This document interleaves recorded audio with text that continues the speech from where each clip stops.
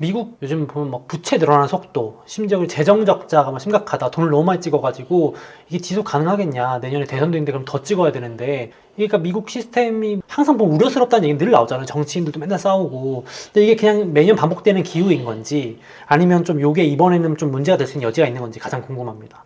우선 네네.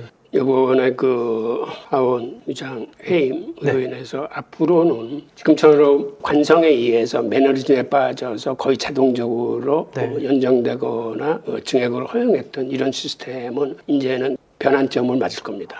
그래서 이제는 함부로 미국 정부는 사실은 어떤 시스템으로 되어 있냐면 미국의 독립 시기하고 남북 전쟁 때 특히 이렇게 전쟁을 치르면서 그 당시 통화 발행권을 정부가 갖고 있었어요. 정부가 찍어낸 돈을 정부권이라고 불러. 아, 정부권이요? 그랬더니 모든 정부는 어떤 상황에서건 돈을 많이 찍어내고자 하는 그러한 욕구가 있어요. 경기도 부양시켜야 되고 뭐 전쟁 같은 특수 상황에도 막아야 되니까. 그랬더니 전쟁 같은 경우에는 초인플레이션을 불러와서 모든 국민들을, 현금 갖고 있는 국민들을 다 알거지로 만들더라. 라는 국민적 체험을 하면서 절대 정부한테는 통화 발행권을 줘서는 안 되겠다라는 생각에서 은행권이 탄생한 겁니다. 연준 쉽게 말하면 탄생한 거죠. 그래서 이제 은행권이 된 거예요. 대신 은행권의 발행도 은행들이 방만하게 발행하지 못하게 이것의 통화 관리권을 의회가 가지고 있어요. 정부는 그 발행권이나 관리권도 못 갖고 있어요. 그래서 정부는 부채를 늘릴 적에 의회의 승인을 받아야 되는 거예요. 자기 마음대로 막 대통령이 할 수 없게. 그런데 여태까지는 의회의 이 관리권을 정부가 이제 우습게 생각해서 매번 이렇게 그냥 쉽게 타협을 보고 관성화, 정례화되다시피 했는데 이제는 하원 의장이 탄핵되면서 여기에 이제 일단 제동이 걸린 거예요. 앞으로는 그렇게 쉽게 함부로 정부가 예산 못 늘린다. 지금 예산을 봐도 2023년에도 지금 5조 8천억 달러로 엄청나게 예전에 비해서 예산을 늘렸어요. 그런데 24년 예산은 더 많아. 이거 6조 9천억 달러야. 그러니까 이런 식으로 놔두면 미국 정부는 계속 예산을 늘려가면서 팽창 정책을 고수하면서 국채를 엄청나게 찍어낼 거예요.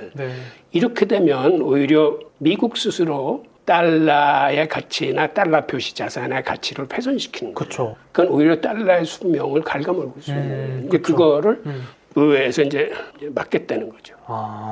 이해했습니다. 그러면은 사실 올해 막 소비가 화랑이었던 거 그런 것도 말씀하신 것처럼 가계의 직접적인 재정 정책 덕분이었던 거 있는데 이제 이게 제동이 걸렸으면 내년부터는 이런 소비가 더 줄어드는데 내년까지는 일단 예산이 지금 6조 9천억 달러에 책정되기 때문에 이미 거의 10% 늘은 거 아니에요? 10% 엄청 늘었죠. 그래서 내년까지는 더 돈이 많이 풀릴 거예요. 그리고 이렇게 재정이 늘어나면 지금 어떤 문제가 생기냐 하면 국채시장에서 국채가 제대로 소화되지 못하기 때문에 미 재무부는 대부분의 순발행액을 초단기 국채로 발행하고 있어요. 단기 국채라는 게 1개월물, 44일물, 3개월물, 길어야 6개월물입니다. 그러니까 지금 이 물량이 그 미국 국채 물량의 대다수를 차지하기 때문에 이거를 평균 한 3개월 단위로 계속 롤오버를 해줘야 돼요. 그러니까 시장에서 장기로 돈을 빌릴 수 없으니까 한마디로 미국같이 그런 큰 나라가 급전을 빌려서 지금 나라 살림을 하는 거예요. 평균 3개월 꼴로 계속. 평균 3개월물. 그러니까 이렇게 되면 이 단기 자금들이 단기 국채 쪽으로 빨려 들어가면서 이제는 이게 더 심하면 한번에서조차 이제 자금 경색이 일어날 수 있습니다. 그러면 회사채 시장에 이게 굉장히 큰 압박을 줘요. 지금 이미 장기 국채도 국채시장에서 장기는 수요가 부족해서 자금 경색이 심화된 거거든. 그러면 회사채 시장에 내려오면 이거는 더 자금 경색이 심한 거야. 그리고 회사채도 자기네들이 롤오버를 해야 되는데 예전에는 싼 이자로 회사채를 발행했다면 지금서부터 하는 회사채의 금리는 국채시장 금리보다는 많이 줘야 돼. 그렇죠. 더 많이 줘야죠. 위험할 수 있으니까. 그러니까 이 롤오버도 제대로 안 될 뿐만 아니라 기업들이 자금 조달에 문제가 생겨서 문제가 더 이제 심각해질 수 있는 거죠. 회사채 시장. 이해됐습니다. 야, 정부가 거의 5%에 달하는 금리로 거의 100% 원금 보장을 해주는 식으로 그렇게 계속 엄청난 돈을 찍어내고 있으니까 이제 슬슬 다른 자금들이 나도 그냥 넣어놓을까? 이렇게 하다가 보면은 회사에서 발행하는, 기업들이 발행하는 채권은 위험할 수도 있는데 금리 더 많이 안 주면은 안 해. 이렇게 되는 거죠. 그러니까 돈 구하기 힘들어지는 거네요. 그리고 회사채 시장에서 그렇게 자금 경색이 생기면 은행채도 마찬가지로 타격을 받아서 은행채를 발행하면서 금리를 높여줘야 돼. 그러면 당연히 은행의 대출 금리가 올라갔을 뿐이 없어요.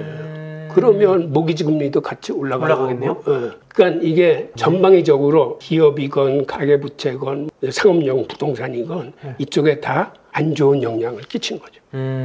그리고 또 하나 있어요. 네네네. 우선은 이자 지급 문제가 현안으로 떠올랐어요. 여태까지는 제로금리 시대였기 때문에 미국이 이렇게 많은 국채를 발행하고도 이자를 많이 안 줘도 됐어요.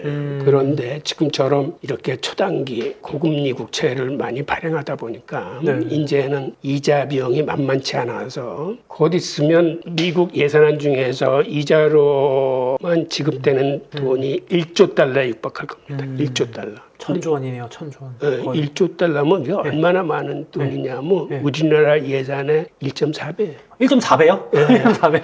우리나라 1년 생활하고도 남는 돈이네요. 1년 살림을 할 수 있는 돈이다. 와. 그리고 고금리 기조가 더 올라가고 더 진행되면은 이 금액은 계속 올라가요. 그러니까 우리 사람도 빌리면 이자가 올라가면 그렇듯이. 지금 계속 미국이 5% 이상의 지금 단기 국채를 저거 하니까는 이게 곧 있으면은 계속 올라가면서 국채 시장이 어려우면 그 하위에 있는 회사채 시장이나 이 자금 시장을 다 힘들게 만듭니다.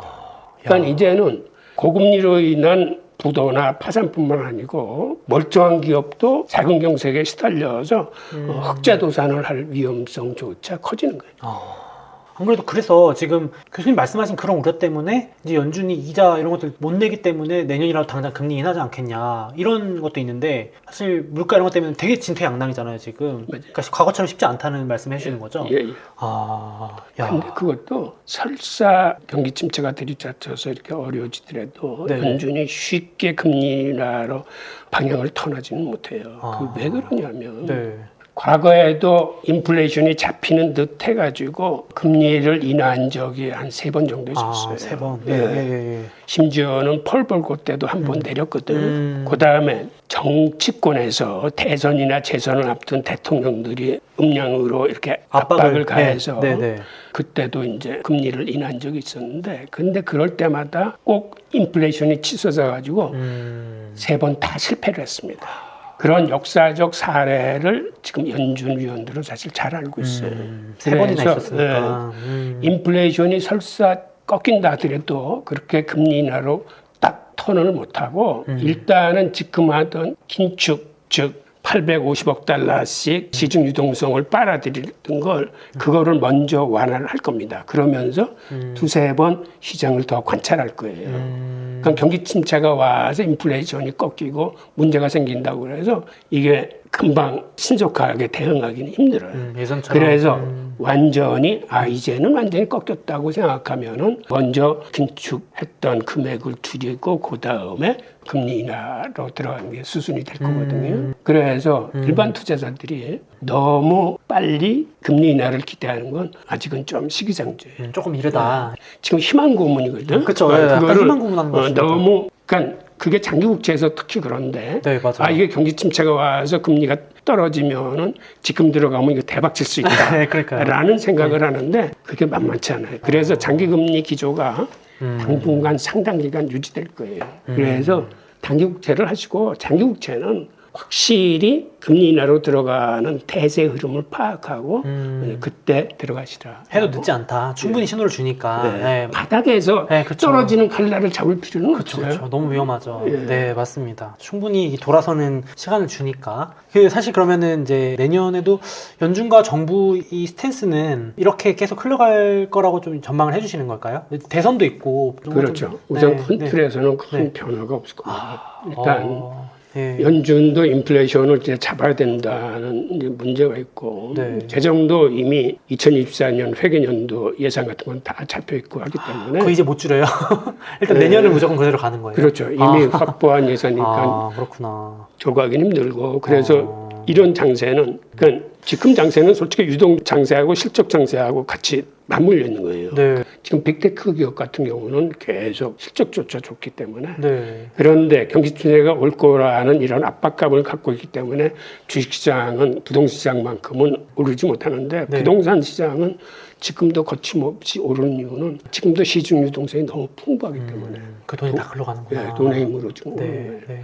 그러니까 돈 있는 사람들이 모기지 금리 7.5%를 우습게 생각하는 거지. 그러니까 이거를 네. 그 사람들이 이렇게 생각하는 거예요. 아, 어차피 실수요는 살 뿐이었고 그렇죠. 지금 이렇게 사뒀다가 네. 나중에 금리 떨어지면 모기지 갈아타지. 그렇죠. 대안 대출하면은 예. 저금리로 갈아타지 뭐 이렇게 예. 하는 거죠. 그런 생각으로 미국이 그런 쪽으로 가기 때문에 지금 한국 같은 경우도 모기지 금리가 앞으로 계속 오르겠지만 오르면서도 이 시장이 쉽게 식지 않는 게 그런데 여기도 위험 요소는 있어요. 지금 이스라엘 전쟁이나 이런 게 어떤 어떻게, 식으로 확전될지 몰라요.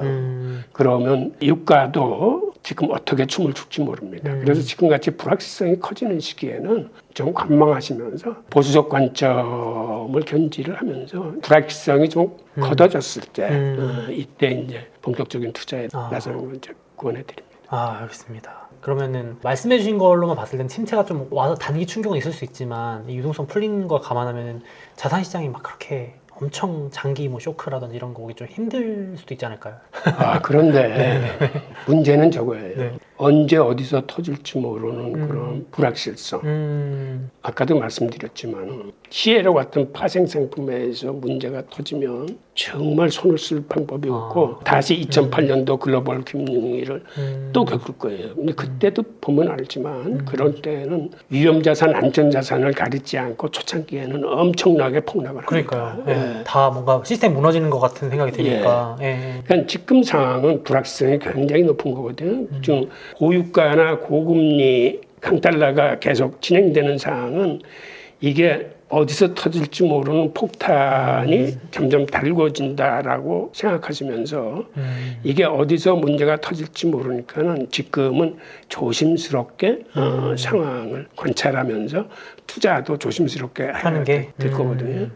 그러니까 유동성 측면에서는 시장이 이제 치고 올라갈 수 있는 충분한 여건을 가지고 있지만은 문제는 어떤 문제가 어디서 어떻게 터질지 모르기 때문에 이게 그냥 스무스하게 지나가기 좀 힘들다고 보시는 거죠, 개인적으로 교수님께서는. 결국은 지금 밑에 지뢰밭에서 특히 우크라이나 전쟁에 더해서 지금 이스라엘 전쟁이 터졌는데 그러니까요. 저게 어느 쪽으로 튈지 몰라요.